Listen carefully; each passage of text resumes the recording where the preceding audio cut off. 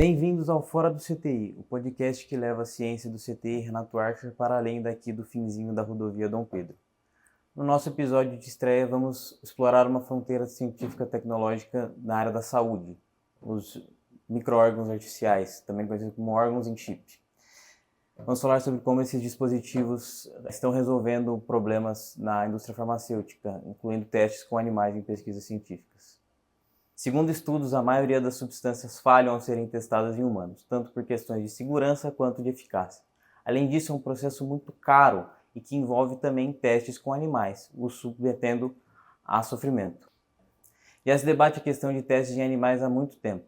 Em 2005, o ator e vereador Cláudio Cavalcante, o doutor Alberto Rezende da novela A Viagem, sugeriu uma lei que proibia o uso de testes em animais no Rio de Janeiro. À época foi muito criticado pela comunidade científica e a lei foi vetada pelo então prefeito César Maia. Em 2013, houve o resgate dos beagles do Instituto Royal. Em 2025, foi sancionada a lei que impede testes de cosméticos em animais. Estamos aqui hoje com Luciana Trinalbano, doutora em Ciência e Tecnologia de Materiais pela Unesp e que atua em projetos multidisciplinares para criar soluções inovadoras na área de saúde. Carol Figueira, doutora em Física Aplicada Biomolecular pela USP, que desde 2020 atua com foco em metodologias alternativas ao uso de animais e que em fevereiro deste ano foi premiada por sua pesquisa que permitiu a redução do uso de animais em testes. E é uma importante colaboradora dos projetos do CTI em Engenharia de Tecidos. Este podcast é realizado com o apoio da Fundação de Amparo à Pesquisa no Estado de São Paulo, a FAPESP. Acho que, primeiramente, como explicar o que são esses órgãos em chip? Quais seus componentes? Quer que eu comece? Pode ser. Esses órgãos, o que a gente pensa, né? São mini órgãos, são células humanas, que a gente junta essas células humanas num arranjo em 3 dimensões, muitas vezes, dependendo do chip que a gente usa. Quando acontece isso, ela já não tem muito contato com o plástico, porque, vamos contextualizar a história. Como é que era feita a pesquisa em células no passado? Era somente cultivo em 2D. E o cultivo em 2D, as células estão em contato com o plástico, certo? Quando a gente tem isso, a gente não tem as células vivendo no ambiente que o nosso corpo está vivendo. O nosso corpo não tem plástico, né? E as células não estão ali numa camada única e lisa. Vocês têm um arranjo, nós somos em 3 dimensões. Então, começa esse arranjo das células para que tenha comunicação e para que o sistema fique mais biológico.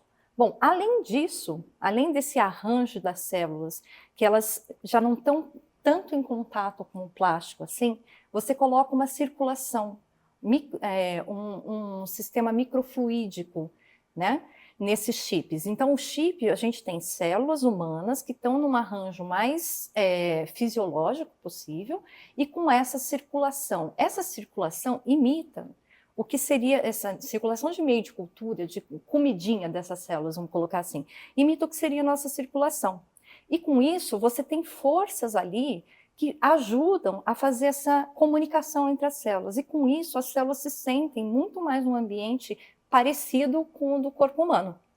Com isso, elas mudam de forma de atuar. Elas não atuam como se elas estivessem num ambiente artificial, elas atuam mais num ambiente natural. Por isso a gente chama de sistemas microfisiológicos, porque você cria um sistema de microfisiologia com gradientes de nutrientes, gradientes de gases, trocas entre as células e o meio, entendeu? Então, são dispositivos pequenos, onde a gente cultiva a célula e consegue uma resposta mais fisiológica. Se você quiser complementar, eu não sei se eu consegui juntar tudo. Eu acho que é isso mesmo. Então, a gente tem esse sistema microfluídico, né, que está associado ali com as células para passagem desse meio de cultura que vai ter ali os nutrientes necessários, né, como a Carol falou, a comidinha das células para que elas possam se proliferar e estejam num sistema assim muito mais próximo, né, do que o nosso. E acho que a importância disso é que a gente consegue estudar diferentes tipos de doenças que estão associadas ali naquele órgão e testar fármacos, né? Então, isso acho que facilita muito. A gente consegue respostas muito mais fisiológicas, né? Então, assim, eu falei, no passado, a gente fazia cultivo em 2 dimensões. a gente foi evoluindo, então depois passaram para os cultivos em 3 dimensões, os cultivos bioimpressos. Então, com isso, a gente começou a aumentar a complexidade dos tecidos, né? E aí surgiu a microfluídica junto com os cultivos celulares, que são esses sistemas microfisiológicos que eles chamam também de órgão on chip, certo? Órgãos em chip.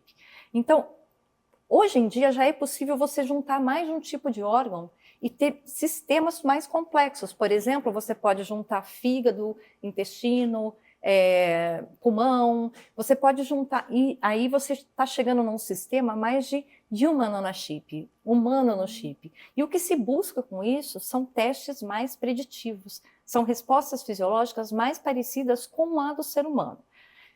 Testes em animais eram feitos no passado, né? Eu sei que isso talvez surja na conversa, mas o animal tem uma diferença bem grande, genética, para o ser humano. Então, o que a gente busca com os órgãos nanochips é justamente colocar uma fisiologia humana num sistema in vitro para que a gente possa ter respostas mais exatas, mais preditivas. E acho que esse é o ponto mais importante, né? De ter a translação desse sistema para algo mais próximo da fisiologia. Então, o sistema 2D, que é o mais comum, que a gente utilizava antes, ele tem pouca translação para aquilo que a gente precisa, né? Porque é muito mais simples, não está no sistema 3D ali, não tem essa fisiologia, né, que a gente precisa. E o animal, apesar de ser muito utilizado, principalmente, né, de coelhos, camundongos, zebrafish, né, que também é muito utilizado também, eles não representam diretamente o sistema humano, né? Então, acho que desenvolver esses mini-órgãos, eles trazem justamente isso, algo muito mais próximo do que a gente tem no nosso corpo para conseguir fazer esses estudos, né? Um animal é fisiológico, mas não é humano, certo? E os cultivos de célula do passado eram humanos, mas não tinham fisiologia. Quando você junta fisiologia e sistema humano, é quando a gente tem o chip, né? Porque a gente junta a questão da circulação de conversas entre órgãos diferentes e um sistema que você tem ali forças, pressões que estão mais próximas do que a gente tem nos tecidos do nosso corpo, né? Com o cultivo em 3D. Então, a gente até estava falando aqui antes, sempre divulgam como mini órgãos artificiais, só que você falou que não é bem assim, você poderia explicar um pouco mais? É que assim, quando a gente pensa em algo artificial, né? Por exemplo, no passado, bexiga artificial para pessoas que tinham câncer de bexiga, por exemplo, são órgãos feitos com materiais sintéticos, geralmente, tá? No caso desses mini órgãos que a gente fala, eles são feitos de células, material biológico, e o que a gente faz é juntar essas células num material que elas fiquem felizes. Mas quem faz o desenvolvimento desses órgãos são elas mesmas. Elas vão se arrumando ali, se ajeitando, e por conta da comunicação que acontece entre elas, elas acabam se diferenciando e assumindo coisas que elas não fariam se tivessem. Por exemplo, o fígado que a gente faz, se eu pegar uma cultura 2D e botar células de fígado, eu vou ter ali células de fígado. Agora, se eu coloco isso em 3 dimensões e essas células começam a se conversar, eu começo a formar canalículos biliares, eu começo a produzir bile, eu começo a ter... Porque a conversa dessas células ali, a questão delas estarem em contato uma com as outras num arranjo em 3D, elas se diferenciam e com isso elas começam a funcionar como um mini órgão. Então, isso não é artificial, isso é natural, né? É você chamar de artificial. Eu ainda acho meio polêmico a gente falar mini órgãos artificiais, porque assim, foi feito pelo ser humano, né? Aí talvez, se você entender que porque foi feito pelo ser humano é artificial, pode ser. Mas o que é feito não é o órgão, o que é feito é juntar as células. O trabalho todo é das células, né? São elas quem formam ali o órgão, né? Exatamente. Então, nesse sentido, sim. Não é artificial, talvez mini órgãos. Talvez fique melhor. Talvez só mini órgãos, então. Talvez também, aí eu vou botar outra polêmica, talvez cultivos em 3D, porque quando a gente fala mini órgãos, as pessoas pensam que a gente tem um órgãozinho que depois eu posso pegar esse órgão, né? Meu fígado está falhando, eu tiro meu fígado, boto um mini fígado aqui, ele vai crescer e vai virar um fígado. Não é bem isso. eles são mini mesmo, são pequenininhos. Hoje em dia, a gente conseguiu desenvolver cultivos que respondam para a fisiologia, mas eles são pequenininhos, são para respostas de ensaios in vitro. No tá? laboratório, né? Não é para fazer um implante. Exatamente, né? a gente ainda não tem o órgão na gaveta, né? Esperando para quando o seu comece a falhar, você coloque ali, né? É importante falar porque é onde as pessoas querem chegar, talvez, né? Mas hoje ainda não é possível. Hoje a gente tem limitações para isso. Carol, seu projeto focado em métodos alternativos para testagem de toxicidade te rendeu o prêmio 25 Mulheres na Ciência da 3M e você é a única mulher latino-americana finalista do prêmio Lush na categoria Ciência. O que esse reconhecimento significa? Sinaliza, na verdade, né? Bom, primeiro que é uma honra, né? Assim, é muito legal a gente ter reconhecimento, né? E depois, bom, reconhecimento, América Latina, Brasil, estamos aí, né? Estamos batalhando para desenvolver alguma coisa legal. E depois divulga, né? Eu acho que esse é o ponto mais interessante, que é divulgar esse tipo de metodologia. O Brasil já está na vanguarda desses desenvolvimentos, porque desde 2012 já se começou uma legislação começando a proibir o uso de animais em alguns tipos de produto, né? Não recomendar, não era proibir. A proibição de produtos cosméticos veio agora, né? Mas não são todos os países do mundo que usam esse tipo de legislação. E tem sido divulgado, existe até uma rede de métodos alternativos ao uso de animais, onde se desenvolve bastante coisa, onde tem sido divulgado metodologias, inclusive, a gente tenta colocar ali em prática esse desenvolvimento de novas tecnologias. Então, assim, o que eu fiz nesse projeto, já vem vindo há um tempo, a gente queria um sistema artificial para a gente medir toxicidade de qualquer tipo de coisa. Desde coisas que pudessem ser ingeridas por via oral e coisas que pudessem ser passadas na pele. Esse projeto começou lá atrás, em 2020, numa parceria que a gente teve junto com a Natura, que participou da primeira etapa desse projeto. Então, a gente desenvolveu um chip, onde a gente tinha fígado, intestino e pele. O intestino porque é onde 90% das coisas absorvidas no nosso corpo é pelo intestino, na pele por conta de produtos tópicos, e o fígado é o nosso primeiro medidor de toxicidade. Então, quando a gente tratava a pele, o produto pode passar pela pele, cair na circulação e chegar até o fígado. Ou, quando a gente coloca o produto no intestino, mesma coisa, ele é absorvido no intestino, passa pela circulação e vai chegar lá no fígado. E no fígado a gente desenvolveu um painel de marcadores de toxicidade, disrupção endócrina e também de carcinogenicidade. Bom, começou aí o projeto. Aí eu comecei a falar, bom, projeto interessante. A gente pode melhorar isso para deixar mais fisiológico e mais simples de ser feito. Hoje em dia, no nosso projeto, a gente não precisa nem colocar em chip. A gente pode usar simplesmente um sistema mais simples que a gente chama Transwell, né? Mas que a gente coloca, então, os fígados e a barreira, pode ser a pele ou pode ser o intestino, e a gente pode testar, por exemplo, fertilizantes, a gente pode testar produtos cosméticos, a gente pode testar produtos alimentícios. Então, dá para testar diversos produtos e ver se nesses fígados foram gerados algum tipo de toxicidade. A escala piloto a gente já desenvolveu e o que a gente está buscando agora é ampliar esse projeto e fazer a validação desse sistema, né, usando células humanas primárias e deixar o sistema todo validado. Para fazer essa validação, a gente precisa fazer o mesmo protocolo cego em diversos laboratórios, para que esses laboratórios realizem o teste e falem, funcionou cegamente em todos os laboratórios, e depois disso a gente pode tentar implementar como uma metodologia alternativa adicional. Com isso a gente vai reduzir totalmente, não vai precisar mais fazer estudo de toxicidade em humanos, em animais? Não. A gente vai reduzir, a gente pode reduzir. Por quê? Porque esse teste é mais barato do que ter animal. É mais simples do que ter animal.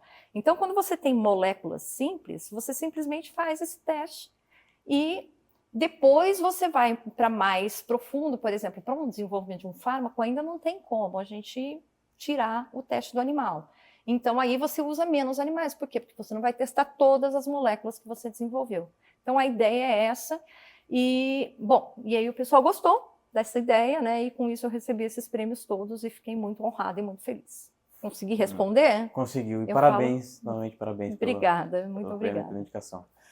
Luciana, você participou do desenvolvimento de um biosensor para detecção de câncer de boca. Como é que esse dispositivo consegue identificar os sinais de que o câncer está se expandindo de uma maneira não invasiva, já que os métodos que a gente tinha até hoje eram bastante invasivos, né? Esse projeto ele foi iniciado durante o meu pós-doutorado, né? Ele foi feito durante o meu pós-doutorado com a pesquisadora Adriana Paes Leme. Na verdade, assim, não é nem a ideia do projeto não era nem identificar se o câncer ele está ou não invasivo, né? Identificar o câncer é para identificar se tinha ou não metástase. Então esse era o foco, né? O câncer ali já existia. Então esse projeto ele iniciou no grupo da Adriana, em que eles buscaram alguns biomarcadores para identificar se havia ou não metástase, uma vez que no câncer de boca, a principal região que ocorre a metástase são nos linfonodos cervicais, aqui na região do pescoço. E a conduta do médico, normalmente, é retirar toda essa região. Então, isso tem um gasto muito alto para o SUS, o paciente fica, né, com alguma morbidade por conta dessa cirurgia. Então, a ideia de ter esses marcadores é justamente para evitar essa cirurgia caso o paciente não tenha metástase. E o que hoje, normalmente, o que acontece é que ele faz a cirurgia para evitar um problema posterior. Então, apesar disso ter sido detectado por uma outra técnica, né, a espectrometria de massas, a gente queria translacionar isso para um sistema mais point of care. Então, um biosensor que pudesse identificar isso, e a partir de saliva, que é um fluido não invasivo, então, né, o paciente ele já está com uma lesão, já está com dor, e aí você evitaria esse problema. A saliva é muito mais fácil de coletar. E a partir disso, a gente desenvolveu esse biosensor e conseguiu identificar junto com os mesmos marcadores, né, o mesmo marcador que foi identificado por espectrometria de massas, que era dar um melhor resultado, ele também deu o melhor resultado no biosensor, então a gente conseguiu esse resultado interessante.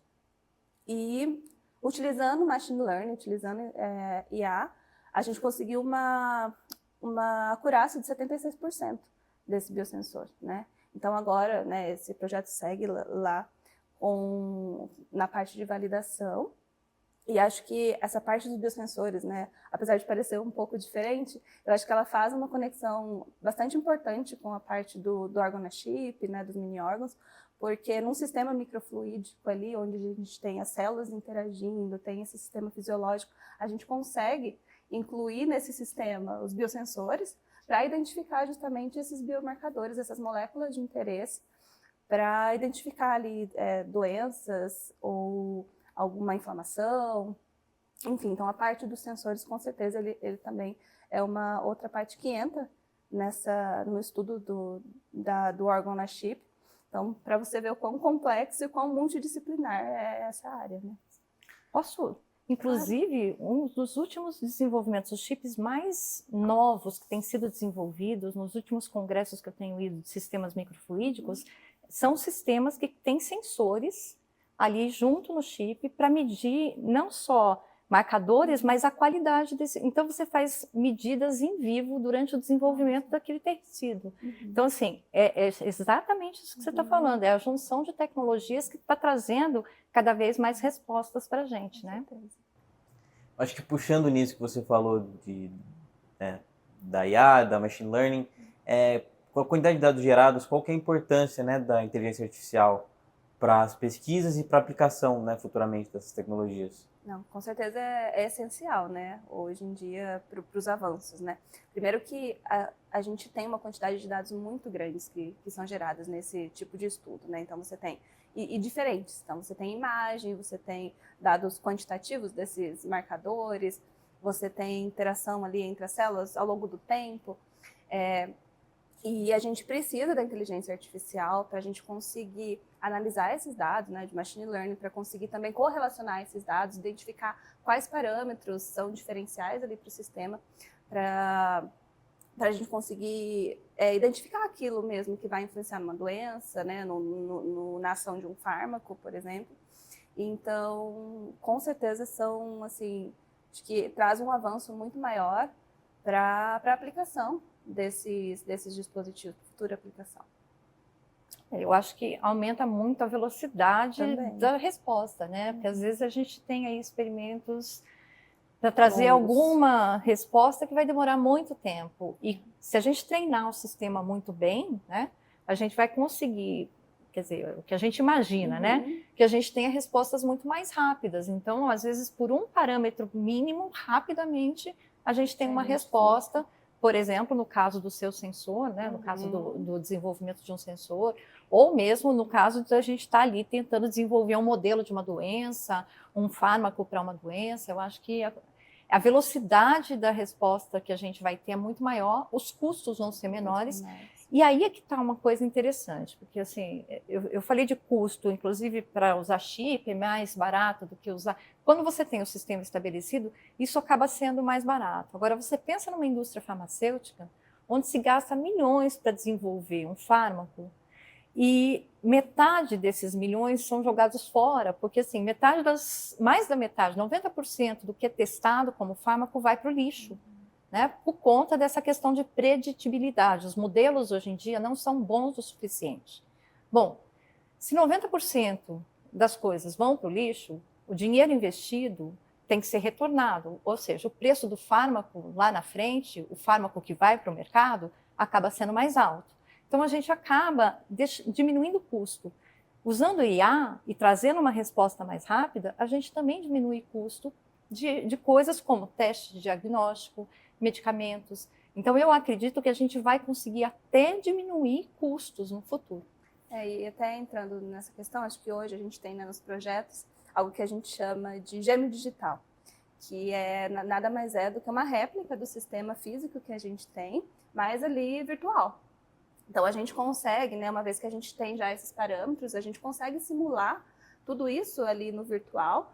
E isso evita justamente que a gente tenha esses gastos, né? E utilize, então eu posso testar essa droga, testar nesse tipo de doença, e você limita, né, diminui os custos nesse sentido, né? Eu acho que isso é algo que vai fazer toda a diferença. E aí você entra no caso, inclusive, da medicina personalizada, né? Inclusive, que é o que essa é uma pergunta que eu ia fazer, né? De se tem alguma forma que essas pesquisas podem impulsionar, né? E como que elas podem impulsionar esse campo. Tem muitas formas, né? Por exemplo, chips, cultivos 3D de mini órgãos, vamos colocar assim, né?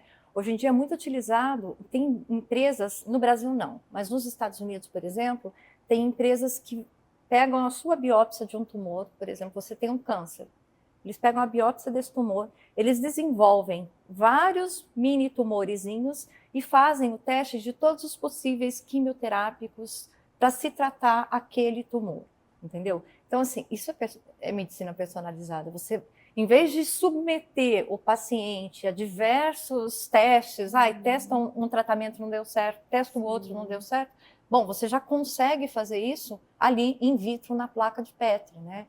Acho que exemplos tem um monte, você pode dar algum também, mas eu acho que assim, sempre vai ajudar, né? Não, com certeza. Eu acho que essa parte de você utilizar a célula do paciente ali para fazer esses testes é incrível, que vai agilizar até a sobrevida do paciente, né, dependendo da doença. Então, vai fazer toda a diferença.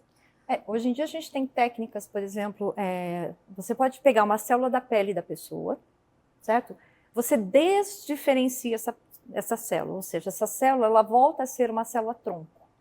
Então é uma célula que tem função de ser uma célula de pele, mas ela vira uma célula tronco. Depois você consegue diferenciar essa célula numa célula, sei lá, cérebro. E você consegue estudar potenciais fármacos e tratamentos para o cérebro daquela pessoa, entendeu? Então, hoje em dia, com essas técnicas mais elaboradas de biologia molecular, de biologia celular, você consegue, inclusive, pegar a célula da própria pessoa e estudar ali algum problema que ela tenha, ou alguma rejeição a um fármaco, ou coisa do tipo. Hoje em dia, não, né? Hoje em dia existem técnicas. O futuro, talvez a gente possa fazer isso. Chegar na clínica. Não, maravilha. Acho que bom sinal, né? Bons sinais aí. Até Espero certo que ponto. sim. Esperamos Assim, que sim, né? avançando. estamos avançando. avançando. Agora, falando da parte biológica, quais as maiores dificuldades na reprodução desses ambientes complexos? Tanto, enfim, do fígado, dos ossos, enfim, tem algum órgão mais fácil de reproduzir, tem algum mais difícil? Olha, tem dificuldades, tem custos, tem várias coisas envolvidas. Eu acho que assim, pelo menos o que eu sempre tentava colocar, né, no último laboratório que eu trabalhei era o seguinte: a gente vai do sistema mais simples ao sistema mais complexo, né? Esse sistema que eu te falei de você tirar a célula da pessoa, diferenciar, às vezes você consegue respostas mais complexas, mas é um sistema caro e que demora muito. Por exemplo, fazer um mini cérebro, né? E fazer com que esse cérebro dê respostas ali nos experimentos que você está fazendo, pode durar meses. Pode durar 6 meses para você ter uma resposta de um experimento. E é caríssimo. Então, você só vai fazer isso em perguntas específicas. Mas tem sistemas já, por exemplo, o fígado, que a gente consegue fazer todos do mesmo tamanho, todos com o mesmo número de células e todos na mesma quantidade de dias, então eles são padronizados. Então, a resposta deles pode ser um pouco mais simples? Pode, mas funciona bem para pergunta de, por exemplo, toxicidade. Eu quero a pergunta da via X, Y, Z, uma pergunta muito mais complexa, aí é melhor eu mudar de sistema. Então, hoje em dia, a gente tem uma gama de sistemas que vão desde células de linhagem, que a gente chama, que são células que não morrem nunca, que você consegue... Não morrem nunca não, né? Que você consegue ficar repicando, que são sistemas mais simples, a sistemas mais complexos, no qual você tem que pegar uma célula-tronco e transformar ela num órgão, tá? Então, todos os sistemas têm vantagens, têm prós e contras. Mas, se for para falar o que é difícil fazer, coração é muito difícil. Por quê? Se você pensar em todas as células que a gente tem dentro do corpo da gente, que elas não se duplicam muito fácil, por exemplo, célula muscular, o músculo cardíaco, ele não se multiplica facilmente. Então, é muito difícil você fazer coração. Você vai ter que fazer a partir de uma célula-tronco e nem sempre você consegue que ele atinja um coração adulto. Geralmente, você fica com ele no estágio fetal ali. Cérebro é difícil também. Já coisas que são tecidos que são renováveis no nosso corpo, por exemplo, pele, fígado, já são mais simples de serem feitos porque as células se multiplicam rapidamente e a gente consegue pegar das primárias e desenvolver isso. E eu acho que no caso, né, que a gente está com um projeto mais na área de desenvolvimento de osso em um chip, né? Eu acho que no caso do osso a gente tem uma dificuldade também, porque o osso ele é uma estrutura complexa, então ele tem o interior dele é um pouco diferente, né? A gente tem uma região vascularizada, então a gente além da célula óssea a gente vai ter que ter as células ali, né, vasculares para levar os nutrientes, enfim, se a gente quiser reproduzir isso, né, realmente. E também tem uma questão de permeabilidade de oxigênio, o interior recebe menos oxigênio do que, né, a parte mais ali externa. Então, a gente tem essas dificuldades, mas como a Carol falou, a gente pode pensar em sistemas mais simples, começar do mais simples, né, para você ter uma resposta, ou uma célula, para a gente pegar uma célula mesenquimal e diferenciar ela em uma célula óssea, vai levar 21 dias. Então, se a gente for fazer isso para cada pequeno chip, isso vai levar muito tempo. Então, a gente quer começar de algo assim mais simplificado, né, para conseguir alguns resultados iniciais, ver se esse caminho que a gente escolheu também está certo, né, e posteriormente aí ir avançando nesse sistema mais complexo mesmo. Sem contar que tem a questão da matriz, né? Você tem falou do osso. O osso é uma coisa dura, né? Agora, você pensa em colocar células. Quando você pensa em células são macias, não são? São. Então, você pensa em colocar células dentro de um negócio e formar uma estrutura como o osso. O osso tem célula ali, tem célula... O centro dele é mais molinho, mas a parte de fora não. Então, como colocar as células e mantê-las vivas num ambiente desse, já é um desafio, né? Ainda tem a questão mecânica, né, do osso também, que também pode influenciar nessa regeneração ali do tecido, né? Então, assim, se a gente for realmente simular todo o sistema, é muito complexo, né? Muito complexo. Eu brinco, a gente começou a fazer pele no passado, eu fazia derme e epiderme, só 2 camadinhas. Depois a gente começou a fazer derme, epiderme e a hipoderme, que é a camada de gordura. Aí agora a gente colocou uma vascularização entre a hipoderme e a derme, então ficou uma pele vascularizada. Depois a gente pode colocar células melanócitos para que essa pele já tenha cor. A gente pode, então cada passo, por isso que eu falo, no futuro a gente pode ter certas respostas, porque a gente ainda está caminhando, né? Passo a passo. Mas é um passo a passo, só que hoje esses sistemas já são melhores do que, às vezes, você fazer inúmeros testes em animais. Sim, sem dúvida.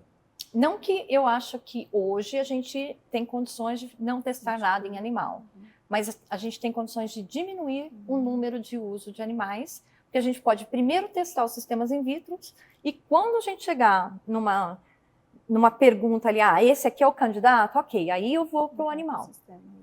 Sim.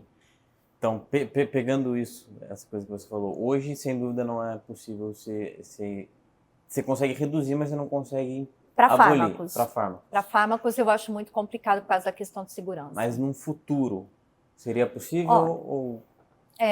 A Europa diz que em 2030 não vai usar mais teste em animal para fármacos.